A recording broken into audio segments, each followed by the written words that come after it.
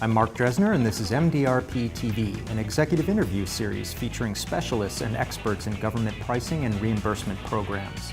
Joining me today is John Shakow. He is the partner in FDA and Life Sciences in the Washington, D.C. office of King & Spalding. John, welcome to MDRP TV. Thank you, Mark. I'm happy to be here.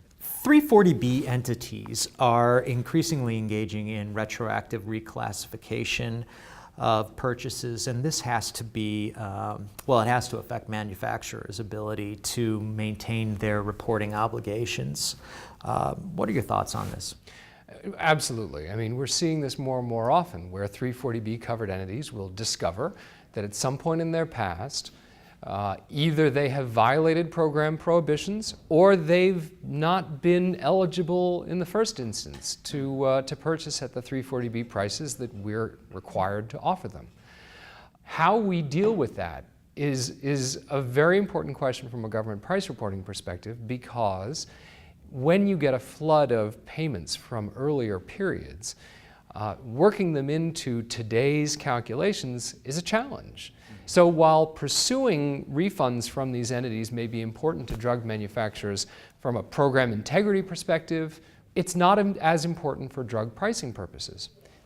The opposite is true, however, when the basis for that payment, the basis for that attempted payment by the 340B to the drug manufacturer results from or arises out of the covered entity's admission that it wasn't eligible in the first place.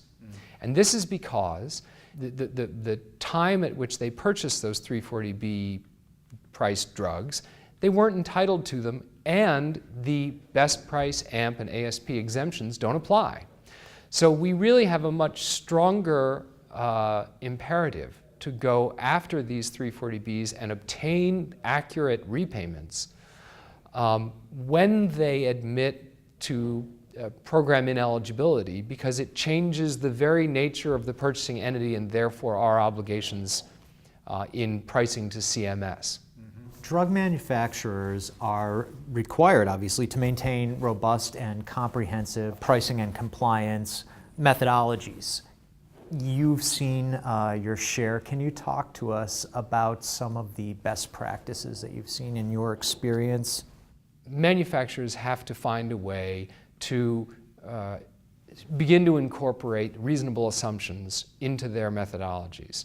That over time, those reasonable assumptions stop being stopgap measures that they have to rely upon in the absence of guidance or regulation, and really they have to take the place of the absent government action to become a core foundation of the calculations. So including those reasonable assumptions in methodologies is important. Another best practice that I would urge manufacturers to undertake is to have a very, very robust product master, which can outline all of the important features of each product, product by product, from a regulatory to a legal to a financial to a reporting basis, so that you know NDC by NDC what it is you're facing, and to maintain really comprehensive and thoughtful inclusion-exclusion tables, or schema. What these schema are basically a list, series of rows of the classes of trade to which you sell, and then a detailed set of inclusion-exclusion rules by price type, by the nature of the transaction. John, thank you very much for your time and for your perspective today. You've given us a great deal to chew on. And that concludes this episode of MDRP TV. Until next time, I'm Mark Dresner. Thanks for tuning in.